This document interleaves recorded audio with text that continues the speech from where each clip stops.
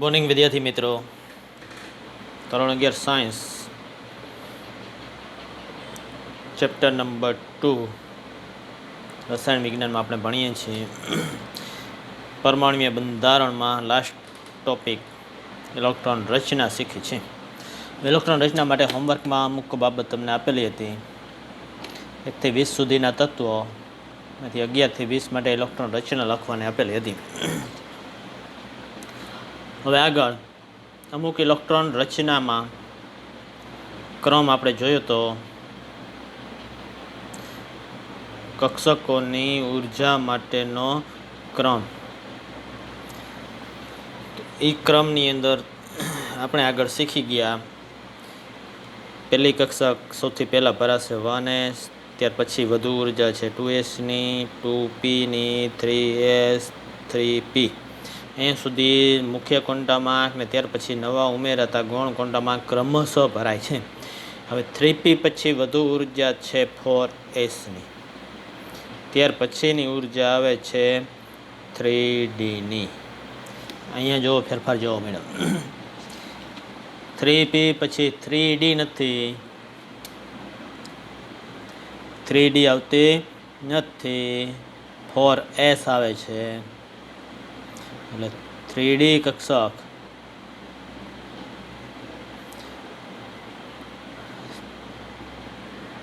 p પછી ભરાતી નથી. પહેલાં ભરાશે 4s પછી ભરાશે 3d, ત્યાર પછી 4p આવે છે. એટલે આ કક્ષકો છે 4s પછી 3d અને 4p કક્ષકો ભરાય છે. ત્યારે 3d કક્ષકની ઉર્જા 4p કરતાં છે ઓછી છે અને 4s કરતાં વધુ જોવા મળે છે. એટલે પરમાણુ ક્રમાંક નંબર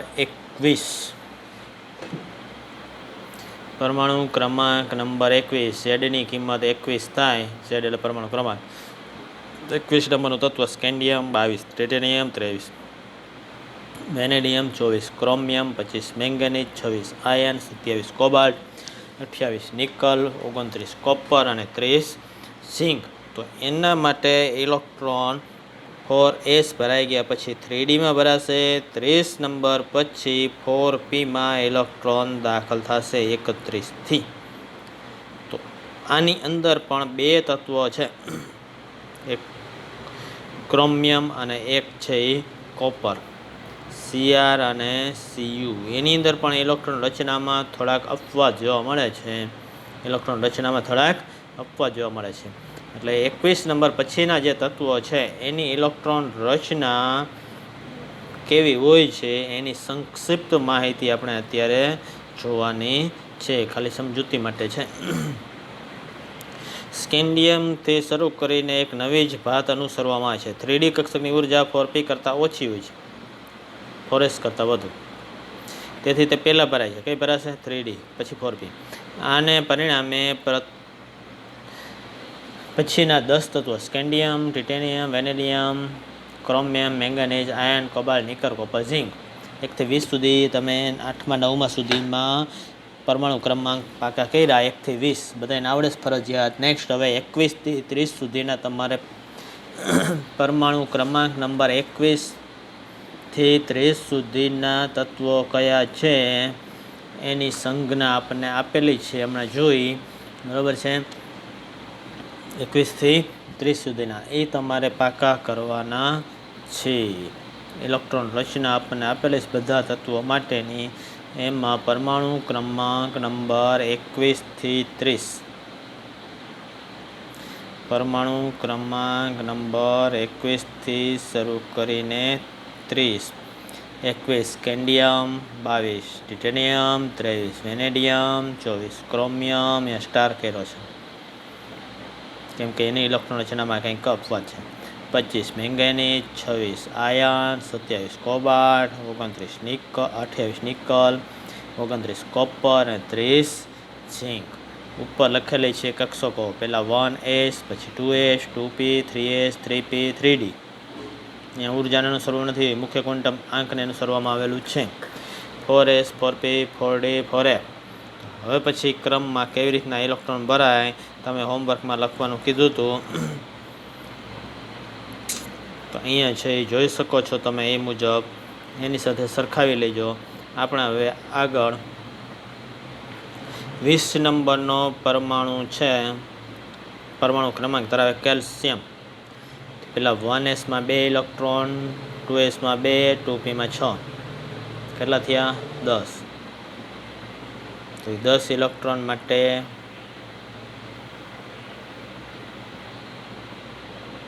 નિયોન એવું લખી શકો છો, નિયોન કમ્પ્લીટ. ત્યાર પછી 10 પછી 1s 2s 2p ભરાઈ ગઈ, 3s 3s2 3p6, 10 ને 8 18, એટલે આટલો ભાગ છે. એને આર્ગોન પણ લખી શકો, આર્ગોન કમ્પ્લીટ. ત્યાર પછી 3p પછી ઉર્જા આવશે 4sની, એટલે અહીં ખાનું ખાલી 3d નહીં 4sની અંદર 18 સુધીના ઇલેક્ટ્રોન ભરાણા. કોની ઇલેક્ટ્રોન રચના આપણે લખી છે કેલ્શિયમ. 18 સુધીના ભરાણા 2 બાકી, 4sની અંદર 2 આવશે. આ પ્રમાણેની ઇલેક્ટ્રોન રચના થાય. આ મુજબની ઇલેક્ટ્રોન રચના જોવા મળશે. હવે ટિટેનિયમ, સ્કેન્ડિયમ, ટિટેનિયમ 2 ઉદાહરણ જોઈ. સ્કેન્ડિયમ માટે 21, 1s2 2s2 2p6, 3s2 3p6 18. 4sની અંદર 2 ઇલેક્ટ્રોન સમાય, કેમ કે એની ઉર્જા ઓછી 3d કરતાં, 3d છે બરાબર છે. 3d કરતાં 4sની ઉર્જા ઓછી છે, એટલે પેલા 4sમાં 2 સમાય એટલે 20. હવે એક બાકી વીધો હોય તે 3dની અંદર આવશે. ટિટેનિયમ માટે એવું જ 4s 20 22, પછી 3dની અંદર ઉમેરતા 23. પછી ક્રોમિયમ 24 નંબર આવેલું છે, તો એ ક્રોમિયમ માટે 24 નંબર માટે સાથે સાથે આપણે સમજૂતી મેળવી લઈએ. અહીંયા 4 ઇલેક્ટ્રોન હોવા જોઈએ, પરંતુ 4 નથી. ક્રોમિયમની ખરેખર ઇલેક્ટ્રોન રચના 24 પરમાણુ ક્રમાંક, આર્ગોન 18 ઇલેક્ટ્રોન સમાય, 4sની અંદર 2 18 ને 2 20, 3dની અંદર 4. નિયમ મુજબ આવી હોવી જોઈએ 20 ને 4 24, બરાબર છે. પરંતુ આવી ઇલેક્ટ્રોન રચના સાચી નથી. ખરેખર આધુનિક નિયમ પ્રમાણેની ઇલેક્ટ્રોનની ગોઠવણી જોવામાં આવે છે, તો આ મુજબ હોતી નથી. તો કેવી રીતના હોય છે? તો એની અંદર અર્ધપૂર્ણ ભરાયેલી કક્ષકોની સ્થિરતા છે એને ધ્યાનમાં લેવામાં આવે છે. સામાન્ય રીતે 3d કક્ષક છે એમાં ઇલેક્ટ્રોન કેટલા સમાય 10. 3d કક્ષકમાં કેટલા ઇલેક્ટ્રોન સમાય 10. 1 2 3 4 5 ઊંડના નિયમ પ્રમાણે ભરાશે. પહેલાં યુગ્મિત, પછી યુગ્મિત થાય 6 7 8 9 10. પરંતુ જ્યારે છે એ અર્ધપૂર્ણ અથવા તો પૂર્ણ ભરાયેલી હોય કક્ષકો, અર્ધપૂર્ણ ભરાયેલી, આ પૂર્ણ પૂરેપૂરી ભરાયેલી 10 10 ઇલેક્ટ્રોન અથવા અર્ધપૂર્ણ ભરાયેલી હશે, ત્યારે એની સ્થિરતા સામાન્ય રીતે વધી જાય છે. સ્થિરતા વધી જાય. વધવાનું કારણ તો અર્ધપૂર્ણ ભરાયેલી હોય ને ત્યારે આ એક ઇલેક્ટ્રોન આ બધા સાથે વિનિમય પામી શકે છે, એટલે વિનિમય ઉર્જા ઘણી બધી વધી જાય છે. વિનિમય ઉર્જા વધી જાય. સાથે સાથે સમમિતિ, સમમિતિ એટલે કોઈ પણ એક દિશામાં ગોઠવાય એટલે બધાને મોઢું એક બાજુ એટલે સમમિતિ કહેવામાં. એટલે એ અર્ધપૂર્ણ ભરાયેલી કક્ષક હોય અથવા તો પૂર્ણ ભરાયેલી કક્ષક હશે તો એમાં 2 બાબત, એક ઇલેક્ટ્રોનની સમમિતિ અને બીજી વિનિમય ઉર્જા. વિનિમય એટલે કે આ ઇલેક્ટ્રોન 1 2 3 4 સ્થાને વિનિમય પામી શકે છે. આ ઇલેક્ટ્રોન 1 2 3 સ્થાને વિનિમય પામી શકે છે, તો એને કહેવામાં છે વિનિમય ઉર્જા. તો એ વિનિમય ઉર્જા વધી જશે, બરાબર છે. આ બાબત તમારે ભવિષ્યમાં શીખવાનું છે, અત્યારે શીખવા નથી, પણ અત્યારે એટલું યાદ રાખવાનું, અર્ધપૂર્ણ ભરાયેલી અથવા પૂર્ણ ભરાયેલી કક્ષકોની સ્થિરતા વધુ હોય છે.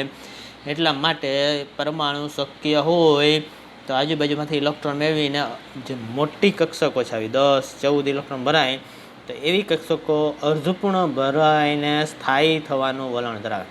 પરમાણુ સામાન્ય રીતે સ્થાયી થવાનું વલણ ધરાવે. શું થવાનું વલણ ધરાવે? સ્થાયી. એટલા માટે તત્વો ગોતવા જાઓ, દાખલા તરીકે આયન લોખંડ જાઓ ને જમીનમાંથી મળી આવે તો લોખંડની પાટું ન મળી આવે, લોખંડના ઢગલા ન મળી આવે. જમીનમાં હોય ને લોખંડનું પ્રમાણ હોય, અહીં લોખંડ એમ નામ શુદ્ધ સ્વરૂપે મળી નથી આવતું. શા માટે? શુદ્ધ સ્વરૂપે હોય ને એના કરતાં એનું સંયોજન બનાવી નાખે, એટલે કે ઇલેક્ટ્રોન ગુમાવી દે, એક મેળવી લે, એટલે સંયોજન રૂપાંતર થાય. કોપર ઓક્સિજન સાથે કે સલ્ફર સાથે આયન Fe છે એ સંયોજન બનાવે, Fe2O3, તો એ ઓક્સિજન સાથે ઇલેક્ટ્રોનની આપલે કરે અને સ્થાયી બને. તો ઇલેક્ટ્રોન જ્યારે આપલે કરે તે સ્થાયી બને. બીજી રીતે તત્વ પોતાની અંદર ઇલેક્ટ્રોન છે એ જે ગોઠવણી પામે છે એ અર્ધપૂર્ણ ભરાયેલી કક્ષકમાં ગોઠવાય તો સ્થિરતા વધી જાય. પૂર્ણ ભરાયેલી કક્ષકમાં ગોઠવાય સ્થિરતા વધી જાય, પણ એ ઇલેક્ટ્રોન કોઈ પાસે ચોરવા ન જાય. પોતાની પાસે હોય ને એમાંથી થોડું ઘણું એડજસ્ટ થઈ શકે હોય તો કરે, બાકી નહીં. ઉર્જાનો તફાવત વધી જતો હોય તો પણ ન થાય. તો અહીંયા ક્રોમિયમમાં એવી શક્યતા જોવા મળે છે કે અહીંયા 4s કક્ષક આખી ભરાયેલી છે, 3D છે એ 4 ઇલેક્ટ્રોન ધરાવે છે. જો 3Dમાં 1 ઇલેક્ટ્રોન આવી જાય ને તો અર્ધપૂર્ણ થઈ જાય. 3D કક્ષક છે એ જેમાં ઇલેક્ટ્રોન વધુ સમાય છે, તો એવી મોટી કક્ષકોમાં અર્ધપૂર્ણ બનીને સ્થાયીતા મેળવવાનું પ્રમાણ વધુ છે ડી કે એફની અંદર. તો અહીંયા ડી કક્ષકમાં 4ના બદલે 5 હોય અથવા તો 9ના બદલે 10 હોય તો સ્થિરતા વધી જાય છે પરમાણુની. એટલા માટે અહીંયા ક્રોમિયમ છે એની અંદર અપવાદ જોવા મળે છે. 4s અને 3Dની ઉર્જા લગભગ સરખી છે, બહુ જાજો તફાવત નથી. 4s અને 3Dની ઉર્જા લગભગ સરખી છે. n+l પ્રમાણે આમાં 4 થાય, n+l પ્રમાણે 3D, તો એ પ્રમાણે છે એ 5 થાય છે, પણ થોડીક જ ઉર્જા છે એ વધુ જોવા મળે છે. તો એ મુજબ છે એ અહીંયા તફાવત વધુ જોવા મળતો નથી ઉર્જાનો 3D અને 4s માટે. એમ માટે 4sમાંથી એક ઇલેક્ટ્રોન 3D કક્ષકમાં દાખલ થાય છે. તેથી ક્રોમિયમની ઇલેક્ટ્રોન રચના આર્ગોન 4s2 3d4 આવી જોવા મળતી નથી, પરંતુ આર્ગોન 4s એ અર્ધપૂર્ણ થઈ જાય અને 3D પણ અર્ધપૂર્ણ થાય આવી ઇલેક્ટ્રોન રચના જોવા મળે છે. ક્રોમિયમની ઇલેક્ટ્રોન રચના 3Dમાં 5 અને 4sમાં 1 ઇલેક્ટ્રોન આ પ્રમાણે થશે. એવું જ જોવા મળે છે કોપર માટે. કોપરમાં ઇલેક્ટ્રોન રચના આર્ગોન 4s2 3d9 29 પરમાણુ ક્રમાંક આવે એટલે આર્ગોન 18, 4sમાં 2 ઇલેક્ટ્રોન 20 અને 3Dમાં બાકી વધશે 9, 29 થઈ ગયા. પરંતુ આના બદલે 3Dમાં જો 10 ઇલેક્ટ્રોન હોય તો કોપરની સ્થિરતા વધી જાય છે અને ગણતરી કરવામાં આવે, પ્રાયોગિક રીતે જોવામાં આવે તો 9 ઇલેક્ટ્રોન જેમાં હોય એના કરતાં 10 વાળાની સ્થિરતા વધુ છે. તો એ 10 વાળા જેટલી સ્થિરતા કોપરમાં જોવા મળે છે. તેથી આવી ઇલેક્ટ્રોન રચના હોવી જોઈએ નહીં એવું નક્કી થયું અને 4sમાં 1, 3Dમાં 10 ઇલેક્ટ્રોન ધરાવતી કોપરની ઇલેક્ટ્રોન રચના લેવામાં આવે છે, આવી નહીં. બરાબર છે? એટલે 3Dમાં 10 અને 4sમાં 1 થઈ ગયો. તો કોપરમાં આવી ઇલેક્ટ્રોન રચના પૂર્ણ ભરાયેલી કક્ષકોની સ્થિરતા વધુ છે એટલા માટે લેવામાં આવે છે. તો આવું છે એ અમુક પરમાણુ માટે જોવા મળશે. અત્યાર પૂરતું આપણે 2 પરમાણુ ક્રોમિયમ અને કોપર અત્યાર પૂરતું 2માં તમારે ધ્યાનમાં રાખવાનું છે. બાકીના ભવિષ્યમાં આવશે ત્યારે જોઈ જશે. બરાબર છે? અમુક 12મા ધોરણમાં પછી કોલેજમાં. પણ એની સંક્ષિપ્ત માહિતી છે આપણે જોઈએ ત્યારે ટૂંકમાં આ પ્રમાણેનું વર્ણન આપણે જોયું કે કેવી રીતના ઇલેક્ટ્રોન ભરાશે. તો એ માહિતી જેમાં પરમાણુમાં ઇલેક્ટ્રોનની સંખ્યા વધુ છે 21થી, તો એના માટે આ માહિતી છે આપણે જોવાની થાય છે. પરમાણુમાં ઇલેક્ટ્રોનની સંખ્યા વધુ છે એના માટે આ માહિતી જોવાની થાય છે.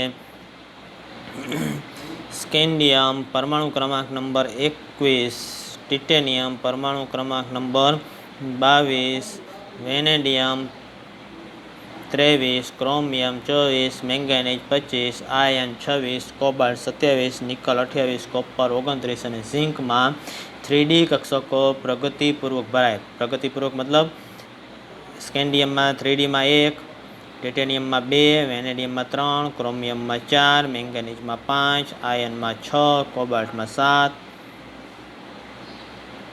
નિકલમાં 8, કોપરમાં 9 અને ઝિંકમાં 10 એ પ્રમાણે ભરાય, પણ એમાંથી 2 છે અપવાદ, ક્રોમિયમ અને કોપર. અહીંયા 4 અને 9ના બદલે 5 અને 10 થાય છે, બરાબર છે. એટલે એ પ્રમાણે પ્રગતિપૂર્ણ ભરાય એટલે કે ઇલેક્ટ્રોન ઉમેરાતા જશે. આપણે એ હકીકતથી ગૂંચવાઈશું કે ક્રોમિયમ અને કોપરને અનુક્રમે 4 અને 9ને બદલે 5 અને 10 ઇલેક્ટ્રોન 3D કક્ષકમાં હોય છે. આનું કારણ આપણે અગાઉ પહેલાં સમજી લીધું. હવે છે આનું કારણ એ છે કે પૂર્ણ ભરાયેલી અને અર્ધપૂર્ણ ભરાયેલી કક્ષકો વિશેષ સ્થાયીતા ધરાવે છે. વિશેષ સ્થાયીતા એટલે જેમ ઉર્જા ઓછી હોય તેમ સ્થિરતા વધુ.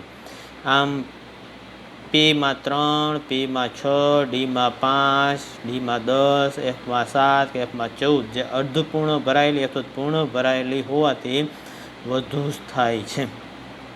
આ કક્ષકો અર્ધપૂર્ણ અથવા તો પૂર્ણ ભરાયેલા છે માટે વધુ સ્થાયી છે. ક્રોમિયમ અને કોપર D5 અને D10 ઇલેક્ટ્રોન રચના સ્વીકારે છે. ક્રોમિયમ અને કોપર D5 અને D10 ઇલેક્ટ્રોન રચના સ્વીકારે છે, D4 અને D9ના બદલામાં, બરાબર છે. એટલે આ બંને છે એ અપવાદ છે જે આપણે જોઈ ગયા, શીખી ગયા.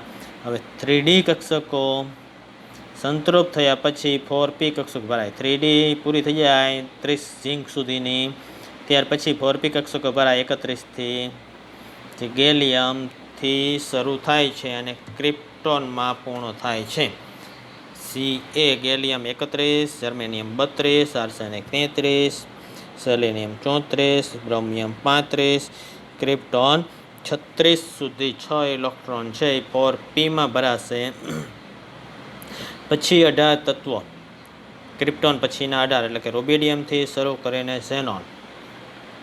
રોબેડિયમ આવે છે ત્યાર પછીનું તત્વ 37, એના પછીનું 18, 54 સુધી, પરમાણુ ક્રમાંક નંબર 54 સુધી 18 તત્વો ભરાવાની ભાત. એટલે કે પહેલાં 5sમાં ભરાશે 2, 4dમાં ભરાશે 10 ઇલેક્ટ્રોન અને 5pમાં ભરાશે 6 ઇલેક્ટ્રોન. એ પ્રમાણે કક્ષકો ભરાય છે જેવી રીતના 4s, 3d અને 4pમાં આપણે 21થી 30માં જોયું. 4s, 3d અને 4pમાં જેવી રીતના ભરાશે એ પ્રમાણે છે એ આગળના ઇલેક્ટ્રોન છે એ ભરાશે, જે આપણે 12મા ધોરણમાં શીખવાનું થશે કે આમાં 5s, 4d, 5pમાં ઇલેક્ટ્રોન કયા કયા તત્વોમાં કેવી રીતના ભરાય છે. એટલે આગળ જે આપણે શીખી ગયા 4s, 3d, 4pમાં ભરાય છે એવી રીતના જ ભરાતા છે. પછી 6sનો વારો આવે છે, સિઝિયમ, પરમાણુ ક્રમાંક નંબર 54 છે એ ઝેનોન, 55 છે સિઝિયમ, બેરિયમ Ba 56, એમાં ઇલેક્ટ્રોન છે એ ભરાશે 6sમાં અને 2 ઇલેક્ટ્રોન અનુક્રમે આ કક્ષકમાં ભરાયા પછી લેન્થેનમ La 57થી શરૂ કરીને મર્ક્યુરી Hg, 57થી શરૂ કરીને જેને કહેવામાં છે લેન્થેનોઇડ શ્રેણી. કેવી શ્રેણી કહેવામાં છે? લેન્થેનોઇડ. 57થી શરૂ કરીને 80 મર્ક્યુરી સુધીના તત્વો છે એની અંદર ઇલેક્ટ્રોન 4f અને 5dની અંદર ભરાશે. 4fમાં ઇલેક્ટ્રોન પરમાણુ ક્રમાંક 57થી શરૂ કરે લેન્થેનમનો છે, મર્ક્યુરીનો 80 છે, 4fમાં 14 અને 5dમાં 10 ઇલેક્ટ્રોન ભરાય છે. આ પ્રમાણે ક્રમશઃ ઇલેક્ટ્રોન ભરાશે. હવે છે જે ઇલેક્ટ્રોન રચના આપણને કોષ્ટકમાં આપેલી છે એમાં તમે જોઈ શકો છો, કોષ્ટક નંબર 2.6 અને પછીના પેજમાં, બરાબર છે. પછી 6p અને 7sમાં ઇલેક્ટ્રોન ભરાય છે. છેવટે 5f અને 6dમાં ઇલેક્ટ્રોન ભરાય છે. યુરેનિયમ પરમાણુ ક્રમાંક નંબર 92, પરમાણુ ક્રમાંક 92, તમારે યાદ રાખવાની જરૂર નથી ને આ વર્ણન પણ સમજવા પૂરતું આપેલું છે. ઇલેક્ટ્રોન રચના લખો એટલે ક્રમશઃ ખબર પડી જશે.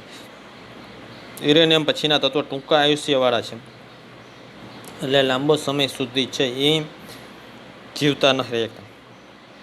જીવતા લઈને જીવ ન હોય પણ એનું વિઘટન થઈ જાય છે. યુરેનિયમ પછીના તત્વો છે એનું વિઘટન થઈ જાય છે, સાદા તત્વોમાં રૂપાંતર થઈ જાય છે. એને બીજી ભાષામાં કહેવામાં આવે છે રેડિયો સક્રિય, રેડિયો એક્ટિવ તત્વો. અને તે બધા જ કૃત્રિમ રીતે ઉત્પન્ન કરવામાં છે, કૃત્રિમ રીતે બનાવવામાં આવે છે, કુદરતી રીતે મળતા નથી. જાણીતા તત્વોની ઇલેક્ટ્રોનની રચના અને સ્પેક્ટ્રોસ્કોપિક પદ્ધતિથી નક્કી કરાય છે. આધુનિક રીતે વર્ણપટની મદદથી નક્કી કરવામાં આવેલી છે ઇલેક્ટ્રોન રચના, કેમ કે એમાં અપવાદ ઝાઝા જોવા મળશે. તો આવી ઇલેક્ટ્રોન રચના કોષ્ટક 2.6 દર્શાવવામાં આવેલી છે. બરાબર છે. હવે કોઈ પૂછી શકે કે ઇલેક્ટ્રોન રચનાનો ઉપયોગ શું છે? ઇલેક્ટ્રોન રચના જાણવાની જરૂર શું? અમુક અપવાદ આવે છે. કયા અપવાદ આવે ક્રમશઃ આપણે શીખવાના થશે. તો ઇલેક્ટ્રોન રચના જાણવાનો મતલબ શું છે? તો રસાયણ વિજ્ઞાનનો આધુનિક અભિગમ ખરેખર સંપૂર્ણપણે ઇલેક્ટ્રોન રચના ઉપર આધારિત છે. રાસાયણિક વર્તણૂકને સમજાવે છે. કોને સમજાવે છે? રાસાયણિક વર્તણૂકને સમજાવે છે. ઉદાહરણ તરીકે લઈએ તો પ્રશ્ન જેવા કે 2 અથવા 2થી વધારે પરમાણુઓ સંયોજન અણુ બનાવે છે. 2 અથવા 2થી વધારે પરમાણુઓ સંયોજનનો અણુ બનાવે છે. કેવી રીતના? કેટલાક તત્વો શા માટે ધાતુ છે ને કેટલાક અધાતુ શા માટે? હિલિયમ અને આર્ગોન જેવા તત્વો છે એ નિષ્ક્રિય છે, હેલોજન જેવા તત્વો છે એ સક્રિય છે. તો આ બધાનો જવાબ છે ઇલેક્ટ્રોન રચના ઉપરથી મળે છે. શેના ઉપરથી મળે છે? ઇલેક્ટ્રોન રચના ઉપરથી આ દરેક બાબતની માહિતી મળે છે. એટલા માટે ઇલેક્ટ્રોન રચના અગત્યની છે. એટલે આપણે જ્યારે તત્વોનો અભ્યાસ કરીશું ત્યારે એની ઇલેક્ટ્રોન રચના વિશેની માહિતી વારાફરતી છે એ મેળવશું. જેટલા તત્વો છે એનો ટૂંકમાં અભ્યાસ આપણે કરવાનો છે. એટલે દરેક માટેની માહિતી વારાફરતી 11મા અને 12મા ધોરણમાં આવતી જશે.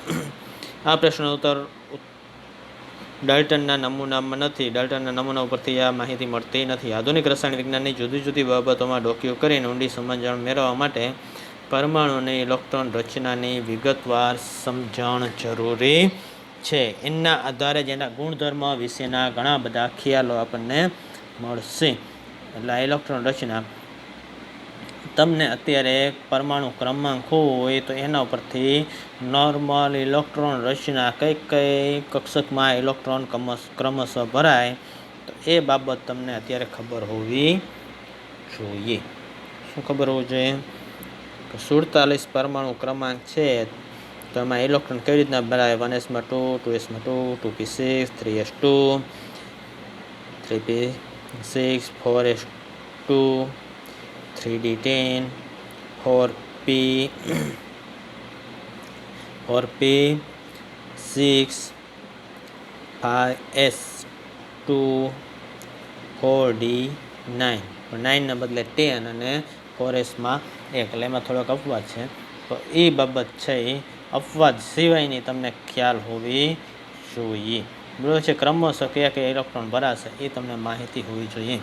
એના માટે આપણને અત્યારે છે 1 થી 30 સુધીની ઇલેક્ટ્રોન રચના ફરજિયાત આવડતી હોવી જોઈએ. 1 થી 30 સુધીની ઇલેક્ટ્રોન રચના આવડતી હોવી જોઈએ. બાકીની આગળના ચેપ્ટરમાં, 3જા ચેપ્ટરમાં થોડીક માહિતી વધુ છે એ મેળવશું. હવે પૂર્ણ ભરાયેલી અને અર્ધપૂર્ણ ભરાયેલી કક્ષકોની સ્થિરતા જે તમને સમજાવી હતી ફરીથી. શા માટે અર્ધપૂર્ણ પૂર્ણ ભરાયેલી કક્ષકોની ઇલેક્ટ્રોન રચના પ્રાપ્ત થશે? કોપર અને ક્રોમિયમમાં. તો પરમાણુની ધરાવસ્થાની ઇલેક્ટ્રોન રચના હંમેશા ઇલેક્ટ્રોનની સૌથી ઓછી કુલ ઉર્જા સાથે સુસંગત છે. ઇલેક્ટ્રોનની ઓછી ઉર્જા હોય ને એની સાથે ધરાવસ્થાની ઇલેક્ટ્રોન રચના જોડાયેલી છે. મોટાભાગના પરમાણુઓ આપેલા પાયાના નિયમને અનુસરે. 3 નિયમ આપ્યા: અવબાહનો સિદ્ધાંત, પૌલીનો સિદ્ધાંત અને હુનનો મહત્તમ ભ્રમણનો સિદ્ધાંત. એને અનુસરે છે. છતાં કેટલાક તત્વો જેવા કે કોપર અને ક્રોમિયમ જેમાં 2 પેટાકોષ 4s અને 3d તેમની ઉર્જાનો તફાવત ઘણો ઓછો છે. તેથી ઇલેક્ટ્રોન નીચી ઉર્જાવાળી પેટાકોષમાંથી ઊંચી ઉર્જાવાળી પેટાકોષમાં ખસે છે. નીચી ઉર્જાવાળી એટલે 4sમાં 2 ઇલેક્ટ્રોન હતા, ક્રોમિયમમાં અને 3dમાં 4 હતા. એના બદલે 4sનો 1 ઇલેક્ટ્રોન 3d વધુ ઉર્જાવાળી પેટાકોષમાં ખસે છે. આને પરિણામે પેટાકોષ કાં તો અર્ધપૂર્ણ અથવા પૂર્ણ ભરાય છે. ક્યારે ખસશે? જ્યારે આવો પેટાકોષ છે જે વધુ મોટો છે, વધુ ઇલેક્ટ્રોન છે, તો એ અર્ધપૂર્ણ અથવા તો પૂર્ણ ભરાવાની શક્યતા હોય ત્યારે એકાદો ઇલેક્ટ્રોન ખસે છે. તો ક્રોમિયમ અને કોપરના સંયોજકતા ઇલેક્ટ્રોન રચના 3d5 અને 4s1 થઈ જાય છે. સંયોજકતા એટલે બહારની કક્ષકના ઇલેક્ટ્રોનની રચના 3d5 અને 4s1 થઈ જશે. કોપર માટે થઈ જશે 3d10 4s1, નહીં કે ક્રોમિયમ માટે છે એ 3d4 4s2. આવું નથી, એના બદલે 3d5 અને 4s1 થઈ જાય છે. કોપર માટે 3d9 4s2 એવું નથી, એના બદલે 3d10 4s1 થઈ જાય છે. એ જણાયું છે કે આ ઇલેક્ટ્રોન રચના સાથે વધુ સ્થાયીતા સંકળાયેલી છે, માટે આવી ઇલેક્ટ્રોન રચના પ્રાપ્ત થાય છે. માટે આવી ઇલેક્ટ્રોન રચના પ્રાપ્ત થશે. બરાબર છે. હવે એ ઇલેક્ટ્રોન રચના પ્રાપ્ત થયેલી છે, આપણે અગાઉ જોઈ ગયા છે. એ તમારે 21 થી 30 સુધીની ઇલેક્ટ્રોન રચના. હવે પછી ક્રોમિયમની ઇલેક્ટ્રોન રચના આવી નહીં, આ પ્રમાણે તમે લખવાનું થશે. કોપરની ઇલેક્ટ્રોન રચના નહીં, કોપરની ઇલેક્ટ્રોન રચના પૂછે એટલે આ જ પ્રમાણે લખવાની થાય. બરાબર છે. આવી જ ઇલેક્ટ્રોન રચના કોપરમાં જોવા મળે છે, જે સાબિત પણ થયેલો છે સ્પેક્ટ્રોસ્કોપિક પદ્ધતિ દ્વારા. આ મુજબના 21 થી 30ની ઇલેક્ટ્રોન રચના નેક્સ્ટ હોમવર્કમાં આપણે લખવાની છે. બરાબર છે. આ ઇલેક્ટ્રોન રચના ઉપર છે એ શા માટે ભરાયેલું છે, વધારાના તરીકે છે આ બાબત છે એ આપણને આપેલી છે. શા માટે અર્ધપૂર્ણ ભરાયેલી કક્ષકની સ્થિરતા વધુ હોય? એક તો વિનિમય થાય, એક ઇલેક્ટ્રોન છે ને વિનિમય વધુ પામશે. એક ઇલેક્ટ્રોન છે એ 4 જગ્યાએ વિનિમય થઈ જાય, એને કહેવામાં છે વિનિમય ઉર્જા. બીજું સમમિતિ, 4 ઇલેક્ટ્રોન એક જ દિશામાં કે 5 ઇલેક્ટ્રોન એક દિશામાં ગોઠવાયેલા છે અર્ધપૂર્ણ ભરાયેલ કક્ષક, તો એની સમમિતિ વધી જશે. એટલે પેટાકોષની સમમિતિના કારણે શિલ્ડિંગ અસર ઓછી થશે અને વધુ થાય એટલે મજબૂત રીતે ઇલેક્ટ્રોન કેન્દ્ર સાથે ગોઠવાયેલો હોય છે. એ બાબત આગળના ધોરણમાં ફરીથી શીખવાની થશે, એટલે અત્યારે માહિતી માટે છે. 21 થી 30 ઇલેક્ટ્રોન રચના તમારે લખવાની છે હોમવર્કમાં, આ કોષ્ટકમાં જોયા વગર. બાકીના ઉપર ખાલી નજર કરવાની છે કેવી રીતના છે એ ભરાય છે, જે ફરીથી આપણે આગળ છે એ જોઈશું. 11મા ધોરણમાં અમુક અને અમુક છે એ 12મા ધોરણમાં, ખાસ 12મા ધોરણમાં પાછળના ઇલેક્ટ્રોન રચના છે એ આવશે. અહીંયા આપણું ચેપ્ટર છે એ પૂરું થઈ જાય છે. સ્વાધ્યાયમાં અમુક પ્રશ્નો આપ્યા છે. બધા વિદ્યાર્થી આ બધા પ્રશ્નો તૈયાર કરવાના નથી, અમુક પ્રશ્નો છે તૈયાર કરવાના છે. નીટની તૈયારીઓ કરતા વિદ્યાર્થીઓ આ બધા પ્રશ્નો તૈયાર કરવાના છે. નીટની તૈયારી કરતા વિદ્યાર્થી બધા પ્રશ્નો છે, એમાંથી દાખલાની ખાસ છે એ જોવાનું છે, જે વારાફરતી તમને હોમવર્કમાં આપવામાં આવશે. બરાબર છે. હવે પછી નેક્સ્ટ 1-2 દિવસ અમુક પ્રશ્નોની તૈયારી, અને ત્યાર પછી છે એ આપણે ત્રીજું ચેપ્ટર છે એ શીખીશું, જે ઇલેક્ટ્રોન રચના છે એના આધારિત જ આગળની વિગત છે એ આવે છે. આ ચેપ્ટરમાંથી અડધી માહિતી તમે આગળ શીખી ગયા છો, જે આગળની માહિતી આપણે શીખીશું. Thank you very much.